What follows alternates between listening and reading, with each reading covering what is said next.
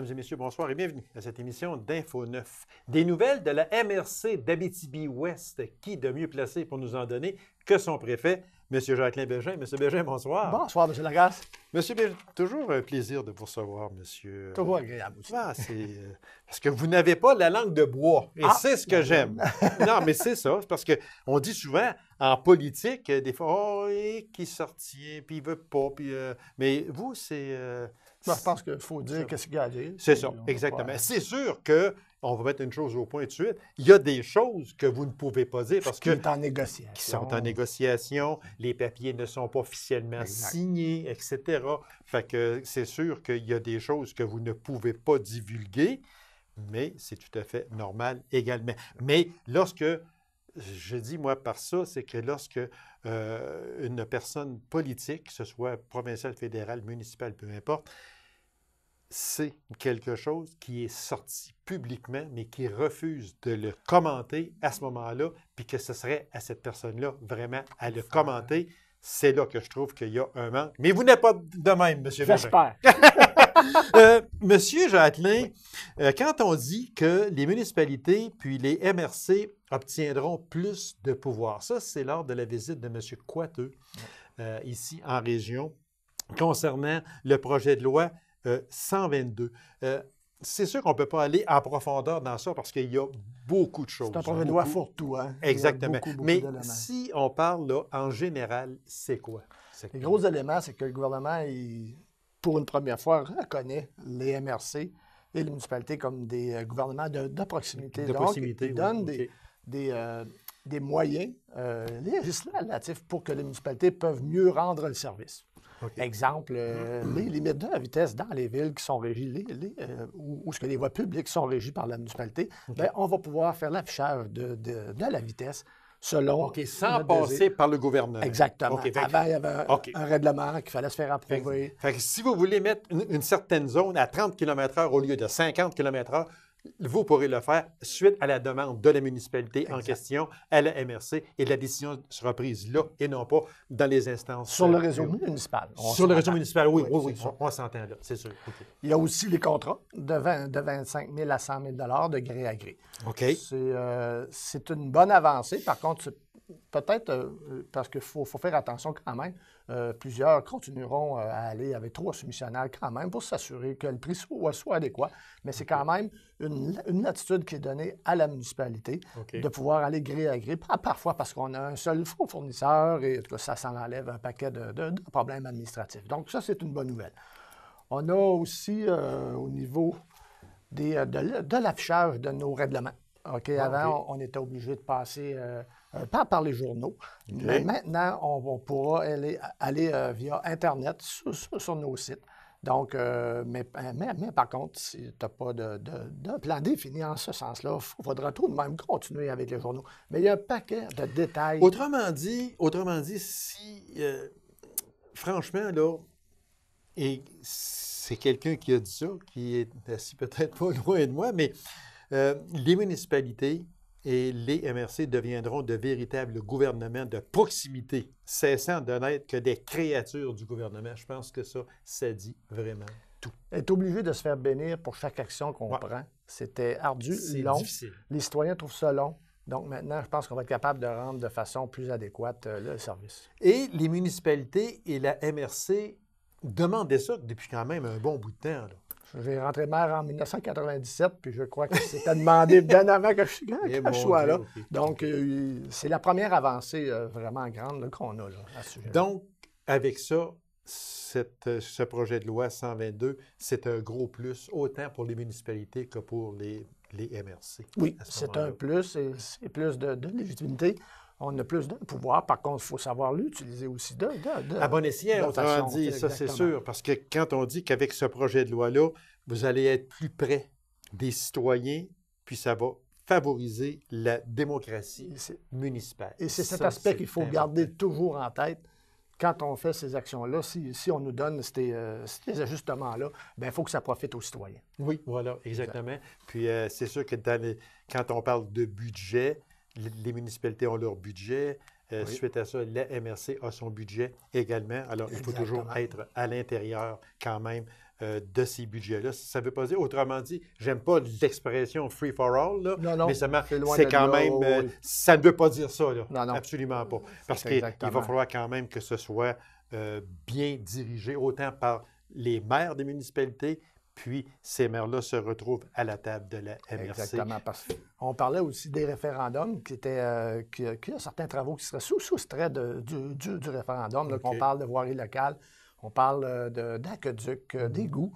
Lorsqu'il va y avoir une subvention qui va couvrir plus de 50 des coûts, et là, une municipalité pourrait ne pas aller en référendum pour un règlement d'emprunt. Encore là, ça sera au choix de la municipalité de décider si elle y va, dépendamment de l'envergure de son projet. Exactement, oui, c'est sûr, exactement.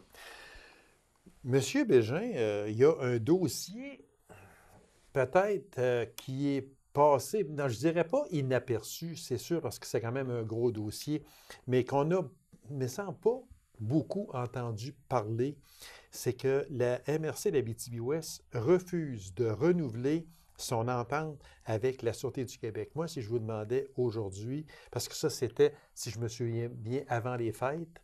On a commencé avant les fêtes. Avant les fêtes, OK.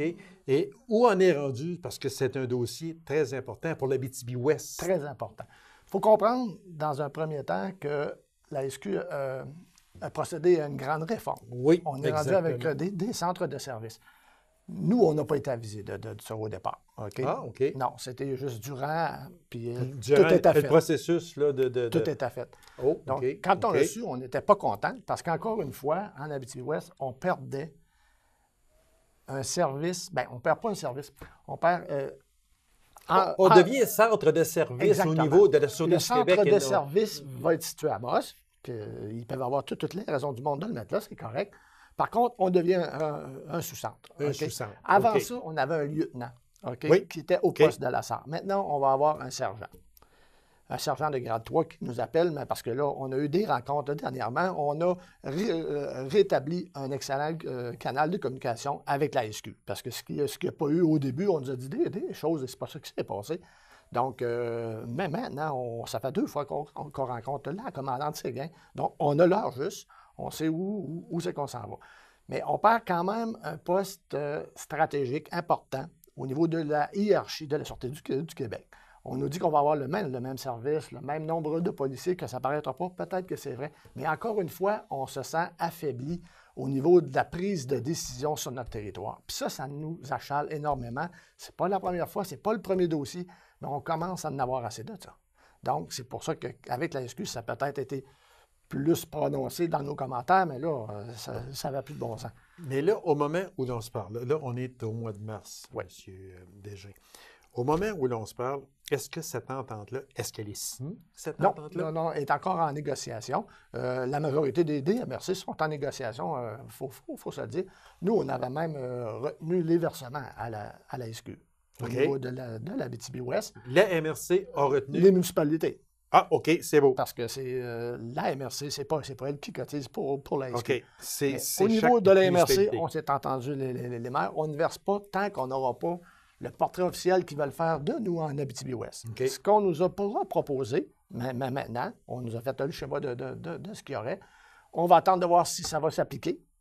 Puis si ça s'applique, probablement qu'on va commencer à décaisser. Mais en ce qui a trait à l'entente, elle n'est pas signée et elle devra vraiment nous satisfaire pour qu'on la signe. OK. Fait que ça veut dire qu'il n'y aura plus de poste de lieutenant à la SAR. Le poste de lieutenant, maintenant, c'est à Amos. Oui. Commandant ou commandante qui sera là. À Rouen. À Rouen? À Rouen, le commandant. Amos, il va avoir un lieutenant. Oui. Puis à la SAR, il va avoir quoi? À la SAR, il va avoir un sergent. Un sergent, OK. De mémoire, je crois qu'il y a un capitaine, à Amos, avec un lieutenant, et il va avoir un sergent. Alors, est-ce que le poste de la SAR aura la même autorité? Dans le sens que le lieutenant n'est plus là, OK? Parce que je veux bien te qu'on s'entende sur ça. Il n'est plus là. Il n'y en a plus à la SAR. Est-ce que la SAR sera aussi décisionnelle que s'il y avait un lieutenant? C'est ça, moi, que je voudrais savoir. Moi, dans ma tête à moi, oui. Dans mon expérience, oui. je ne crois pas qu'on va être aussi décisionnel. parce OK. qu'on perd un niveau hiérarchique. Oui, c'est ça, D'accord? exactement, oui. Est-ce qu'on va être moins bien servi? Non, ça, je ne le crois pas. Je crois que quand même, ils sont très sensibles à nos demandes. Ouais, ça, par exemple, pour être bien servi, je suis Ils ont persuadé des que gens oui, là, ça, compétents c'est sûr. Oui, en oui, poste. oui. C'est au niveau décisionnel. C'est au niveau décisionnel qu'on Parce que craint. si on demande 5 autopatrouilles, je dis n'importe quoi, là. Si on demande 5 autopatrouilles, c'est pas parce que le lieutenant n'est plus là qu'on va en avoir rien que 3. C'est Non, pas non, ça, non, là. c'est Pas pas- ça, ça, il faut bien faire attention Exact. à ça. Ça va être pareil, mais c'est au point de vue décisionnel de haute instance. C'est quand il y a des rencontres au niveau de la hiérarchie, bien, le lieutenant est présent. Là, on n'aura plus cette présence-là. C'est quand même un poste qui est important. On perd encore un poste d'importance sur notre territoire. Ça nous agace. On n'aime Oui. pas ça. Ça arrive dans plusieurs autres dossiers. Puis c'est ce qu'on veut freiner. On veut garder notre autonomie Oui. et nos postes qui reviennent avec. On a eu plusieurs autres fusions auxquelles on va peut-être avoir des effets à long terme, là, OK. que des postes importants ne seront plus là. Donc, c'est ce qu'on veut être très vigilant, puis de Fait s'assurer. Mais au niveau du service... Ah non, ça, au niveau du service, je suis persuadé C'est ça. qu'il n'y a aucun problème sur ça. Non, c'est quand même un corps de police Oui, qui est très, très responsable. Exact. Et puis, c'est sûr qu'il n'y aura pas de moins dans ça. Je ne crains pas pour la sécurité Absolument des pas. citoyens. Absolument pas. Moi, si je vous demandais une chose qu'on a parlé souvent, puis qu'on l'a mis de côté un peu, parce qu'il me semble que ça ne progressait pas énormément, mais le schéma de déménagement s'est rendu où, monsieur? Le schéma très bonne question. Ouais. Très, très bonne à part ça. À cette date, le schéma d'aménagement et de développement de la MRC d'Abitibi-Ouest a été signé à notre OK. grande satisfaction. Ah, voilà. M. OK. Coiteux est venu en région au mois de février. Oui, c'est ça. Et on a réussi à le rencontrer parce qu'on avait 56 points qui étaient non conformes avec les différents ministères.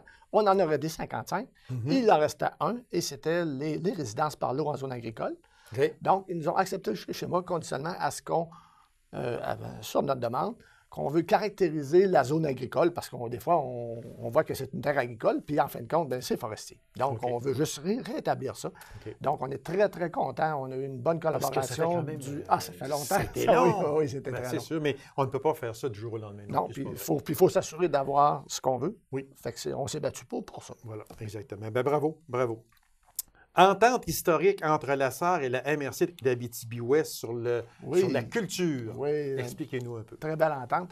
Dans notre plan de développement durable, on avait un volet qui était de se doter d'une politique culturelle. OK. Donc, on travaillait pour voir comment on ferait ça. Et à la ville même de la Sarre, ils ont un service culturel qui est excellent, qui ont déjà fait une politique, qui ont déjà les contacts avec les différents intervenants. Donc, les deux directions générales se sont assises ensemble, on a négocié et on a conclu une excellente entente. On va pouvoir bénéficier du talent de cette organisation pour l'Abitibi-Ouest. Donc, c'est une très bonne nouvelle. Les deux parties sont très contents, puis j'espère que ça va être le début pour d'autres ententes. Oui, parce que c'est sûr qu'on n'en a pas parlé beaucoup, puis on va peut-être en parler un petit peu plus tard. Mais quand on parle de service, on parle de fusion. Je ne veux pas rentrer dans les détails des fusions municipales. Je ne touche pas à ça, du moins pour l'instant. Mais fusion de services. Ça, ici, il y a des maires qui se sont assis ici. Puis, je pense que le choix, il n'y aura pas. C'est unanime. Il n'y aura pas de choix il y a pas- quand on parle de fusion de services. Je dis bien le service. Plus tard, on parlera d'autres Exact. fusions. Mais de services, c'est sûr et certain que tôt ou tard, il va falloir en venir là parce qu'il y a des municipalités qui ne pourront plus. C'est exact. En terminant, il reste à peine quelques minutes. Élection municipale 2007. On sait qu'en novembre 2017, pardon. On sait qu'en novembre 2017, les municipalités s'en iront en élection, le maire et les postes de conseillers. Il peut y avoir des changements, monsieur? Ben, en tout cas, on sait que déjà le maire de la Sarre ne se représente pas. Monsieur Caron, je crois aussi, de Palmarol, que j'ai su. qui a dit que... Il y en a plusieurs autres qui sont Oui, c'est ça. Fait que ça veut dire qu'il pourrait y décision. avoir des changements? Je crois que d'ici juin, on devrait avoir peut-être un meilleur portrait. OK. Il y a plusieurs décisions qui s'en viennent aussi, fait que peut-être qu'ils vont orienter des maires, mais je vous dirais qu'actuellement, dans les discussions qu'on a à porte fermée, là, je vous dirais qu'il y en a peut-être une douzaine qui sont en réflexion. Ah mon Dieu, Oui. tant que ça? Ah, oui. Oui. Oui, c'est vraiment... Sur 21. Sur 21, OK. C'est quand même une charge de travail qui est importante. Ça ne paraît pas que tu sois une petite ou une grande. Non, mais c'est que ça fait rien. On en a parlé ici, M. Bégin, puis vous en conviendrez qu'aujourd'hui, être maire d'une municipalité, être maire d'une grande ville ou d'une petite ville, c'est très, très, très d'ouvrage parce que les lois aujourd'hui ne sont plus comme c'était avant. Puis, on s'en va tout le temps avec des nouvelles lois, puis des responsabilités. Et voilà. Puis, dans plusieurs municipalités, bien, on ne peut pas avoir un maire à temps plein. Bien, c'est la majorité. Ça, donc, c'est de conjuguer parfois au travail. Donc, il faut conjuguer les deux. C'est pas évident. Donc, c'est le poste de préfet, lui.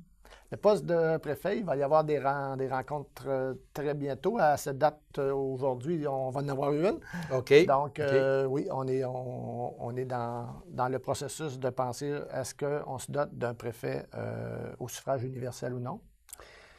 Donc, on est rendu. Ça veut dire qu'en 2017, on peut avoir. Si c'est la volonté des maires, élu au suffrage universel. Si c'est la volonté des maires, oui, ça pourrait. Parce qu'il faut dire qu'actuellement, le préfet est élu par l'ensemble des maires. Exactement. OK.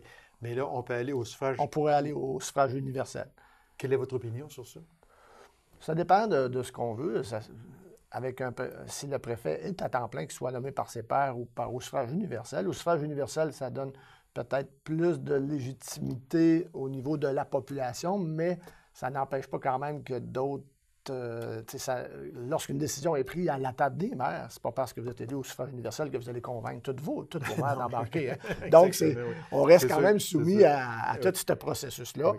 Donc, on va voir les maires comment ils vont se positionner à ce niveau-là. Et votre terme, ça termine quand, vous, comme préfet? Comme préfet? En janvier 2018. En janvier 2018. Ouais. Ça veut dire que la nouvelle table des maires aura à ce moment-là. Oui. Parce que, comme on le disait, il peut y avoir beaucoup de changements. Oui. Exactement.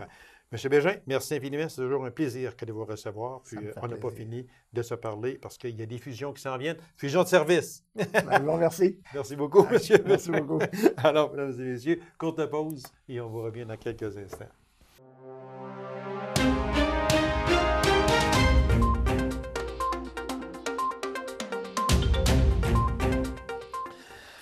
Un DVD sera lancé le 6 avril prochain.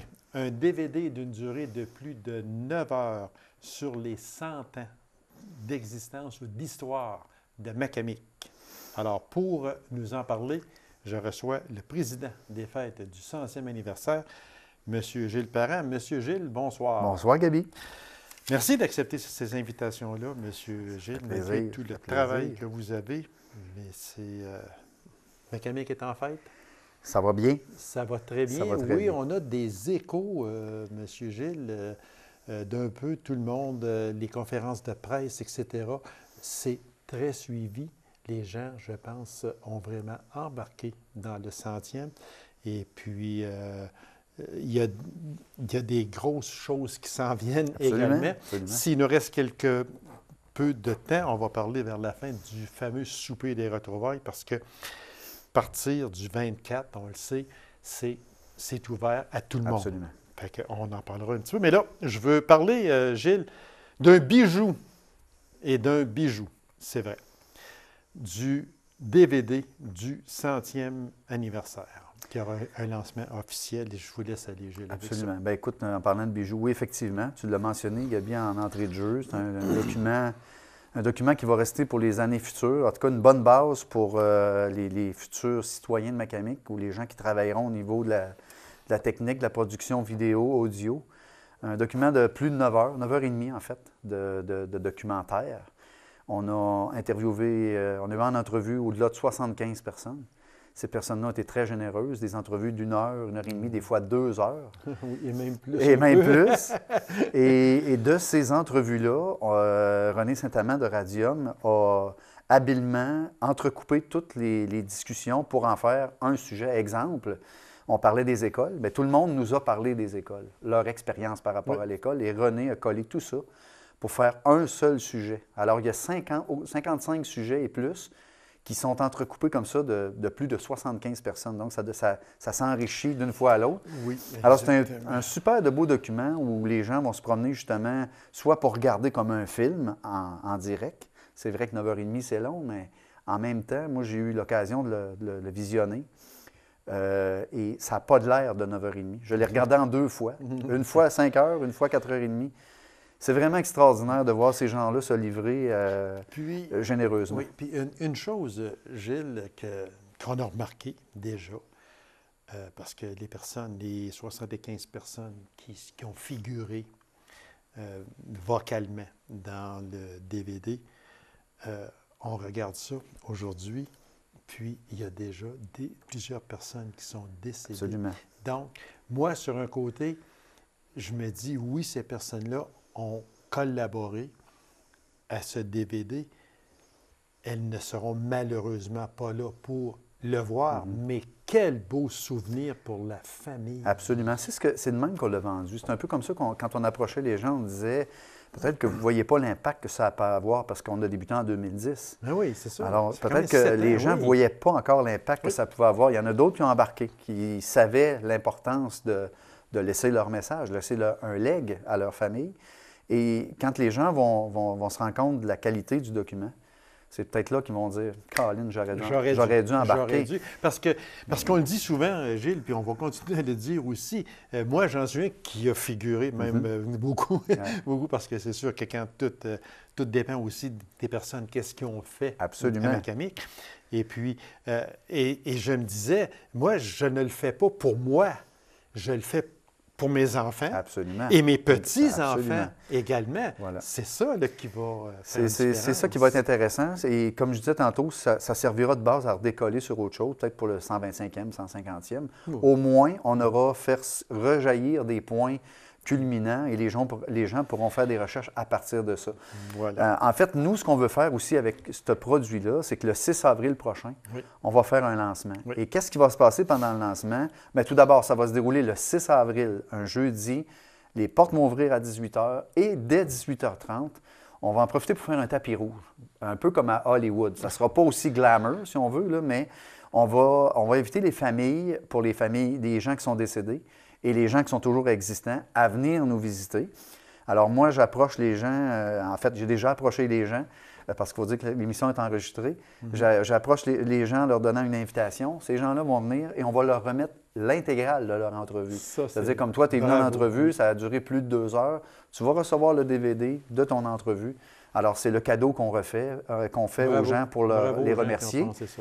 Ensuite, ça, c'est une initiative de Radium. On les remercie beaucoup. Ensuite, il y aura aussi une projection.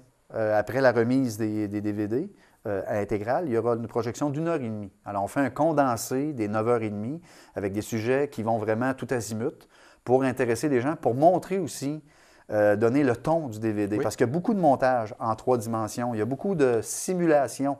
On voit des gens qui sont là, qui font bouger un peu ce DVD-là. Et on voit des images, des photos. Alors, c'est vraiment un beau document. Et on veut démontrer la richesse, si on veut, du DVD par une projection qui va durer 1h30. Et pendant la projection, qui va être faite sur grand écran avec système de son, les gens pourront manger du popcorn. Il y aura des friandises qui pourront s'acheter à prix modique.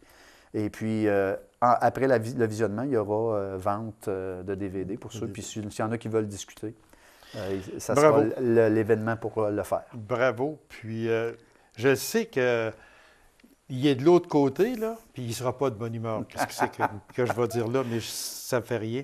Mais je veux parler très brièvement, parce qu'il n'aimera pas ça, mais je veux parler de Radium et de René Saint-Amand. Absolument. Quel travail extraordinaire, et vous serez en mesure de le juger, vous autres même, pendant 9h30 de temps, tout le travail qui a été fait par René Saint-Amand et par Radium également.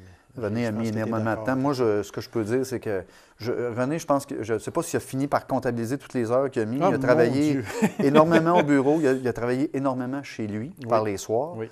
Que maintenant, je pense qu'il se demande quoi faire le soir parce qu'il ne sait plus. Il ne sait plus parce qu'il a du temps libre. Mais pendant plusieurs années, il a travaillé fort sur le montage. C'était les fins de semaine. Et la recherche de tout ça, faire le collage de tout ça, c'est un casse-tête incroyable. placer les photos là-dessus. Il y a aussi une madame qu'il ne faut pas oublier, c'est Mme France Dion, Oui, aussi. qui a travaillé avec René conjointement sous Voilà. la directive de René pour trouver des photos. Oui, Alors, ces deux-là ont fait un travail fabuleux. Fait que vous puis, serez en mesure chapeau. de constater le professionnalisme de par ce document-là. Qu'est-ce que c'est qu'une personne peut faire? Bravo, René, et merci infiniment. Aussi, juste une parenthèse très vite, Gilles. Quand on parle de ceux qui sont déjà, malheureusement disparus, c'est que lorsque que le DVD commence, il y a un couple que l'on voit qui ne sont plus là aujourd'hui. Déjà. C'est M. et Mme Bruno, dont Mme Bruno vient tout juste de décéder. Ouais. Alors, tout de suite là, on s'est dit, mon Dieu, pour la famille, quel beau souvenir. Absolument, absolument. Puis en plus, c'est là que le document devient un bijou. Ah, oui, parce que ça donne une valeur, une plus-value au document. Voilà, exactement. C'est de nos pionniers qui sont partis, mais on les a au moins sur pellicule là, voilà. pour l'éternité. Okay. Fait que Gilles, très, très brièvement, on rappelle le lancement du DVD. Le lancement du DVD va se faire le 6 juin. C'est un jeudi soir. Okay. Les portes ouvrent à 18h au centre Joachim-Tremblay, à la salle du premier plancher. Tapis rouge à 18h30. Visionnement dès 19h qui va durer 1h30. Donc, vous pouvez vous attendre que vers 8h30, 9h, voilà. Ça va être terminé. Okay. Et puis, ça va être comme au cinéma. On va être assis sur des petites chaises, on va regarder le visionnement. Manquez pas ça. C'est gratuit en passant. C'est gratuit. Venez en grand nombre. 6 avril, 18h30. Absolument. Gilles, il reste à peine une minute et demie. Je veux parler du souper des retrouvailles parce que là, à partir du 24 mars, là, c'est, comme on dit, ouvert à tout le monde. Absolument. Allez sur le site, je te laisse expliquer. Alors, dès vendredi le 24 mars, les gens peuvent aller sur Ticket Accès pour se procurer des billets dans 8 sections qui existent sur la patinoire. Faites vite, parce que déjà, la moitié des billets sont vendus. Oui, c'est ça que je veux en emmener, parce que l'émission est enregistrée le 21 mars. Elle passe ce soir le 28 de mars. Et le 21 mars, déjà, il y a au-dessus de 600 billets de vendus sur 1200. Fait que, et ce n'est pas ouvert à grand public là, pour de suite. Là. Fait que quand ça va être ouvert, le 24 de mars, allez-y. Ça va partir comme des petits pains chauds. Oui, on rappelle rapidement que c'est un souper de retrouvailles avec un souper chaud, assis aux tables, servi aux tables. Oui. Il y aura aussi un bar à vin. Les gens pourront aller se choisir des vins au coût de 20 il y aura de la bière, des boissons alcoolisées. Un cocktail va être servi avant le souper avec une coupe qui va être remise comme souvenir. Okay. Et pour ceux qui veulent venir souper, il y a de la place. Tant qu'il y en a, on va en prendre. Pour ceux qui n'ont pas le temps de venir souper ou qui veulent plus fêter, si on veut, il y aura un orchestre à l'extérieur, un orchestre local, le groupe Custom. Sous le chapiteau, à l'extérieur. Et voilà. Alors, tout ça, c'est le 22 juillet prochain. Voilà. Et le coût, c'est 37 $. Gilles Ferrand, merci infiniment. Vous faites un travail extraordinaire et félicitations à toute l'équipe du Centre. Merci, je ferai le message. Merci beaucoup, Gilles. Alors, mesdames et messieurs, merci d'avoir été là. On se donne rendez-vous à une prochaine émission d'Info 9. Au revoir.